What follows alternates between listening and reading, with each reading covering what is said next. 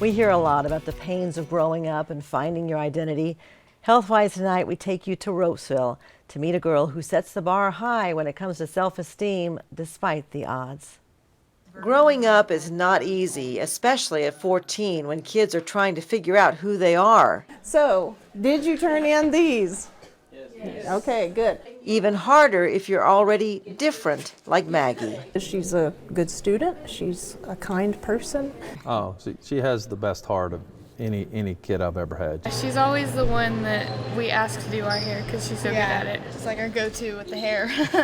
She's really good. And that's the irony of it all. At the end of the day, when the girls at Ropes High School go into the locker room to get ready for basketball practice, Maggie Anderson puts on her uniform and takes off her hair. The first time I saw her, she was in first grade. I thought, oh my goodness, that girl must have cancer. Most people think she has cancer. She has alopecia, and she has had alopecia since she was 2. Alopecia is an autoimmune disease where the immune system attacks itself and causes the hair to fall out. Often it's triggered by stress, but in a 2-year-old? Sometimes with very young children, it's an illness, even a very mild viral illness that activates the immune system, and the immune system forgets to shut back down. Dr. Tarbach says the hair loss may happen once and never again, or it could last a lifetime. After 12 years like this, Maggie's case is more unusual. This is most common. This kind is more extensive. And I may have one that, yep, this person has alopecia universalis, where they've lost all of their scalp hair as well as their eyebrows, their mustache hair, and even their nasal hair. They automatically assume that I've had cancer. But on the court, Maggie is a powerhouse, a master at three-pointers, which is a good time for her to shine in the spotlight. Sometimes we have photographers that are out in the corners and stuff, and I'll be at the free throw line or something, and I'll be like, real quick so they can take my picture. She teaches us how to handle it. So why wear a wig at all? I get bored during the day, so I like to play with it. Just like other girls with long, beautiful hair, Maggie likes to play with different looks. She likes to do her hair. She likes to be able to wash it and blow dry it and fix it. This would be Maggie's natural color, which may be why she lost her hair.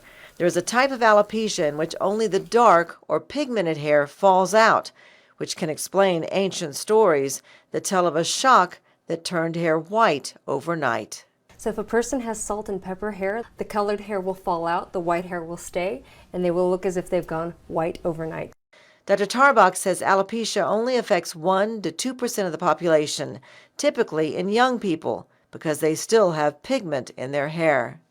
But the patients are well, they're healthy, and I have found that usually they have the most fabulous of attitude. And I've always loved being the center of attention, so I mean, it's kind of cool for me. Maggie and I have an ongoing joke. It's about which one of us is the better looking bald person. 1, 2, 3. I'm very proud of her. It's going to be okay. There's so many things worse than this. So many things worse than alopecia. She's healthy. She's good. She is good, helping the Lady Eagles win their first 2 playoff games on the road to the state finals. But Maggie has more than a winning team. She has a winning attitude with sweet advice for other kids who are different. Be confident in yourself. I mean, just know who you are. Know that you're awesome no matter what. Hair doesn't make you great. It's your personality. It's what's inside. Isn't she cute?